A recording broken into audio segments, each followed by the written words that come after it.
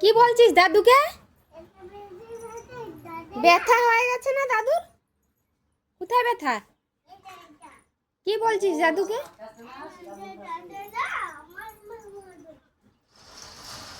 কি বলছিস তুই? দাদুকে শাসন করছিস?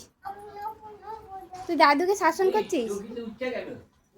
ও বিড়ি খাচ্ছে দাদু, ওই জন্য বকে দে তো একটু দাদুকে কিরকম বিড়ি খায়।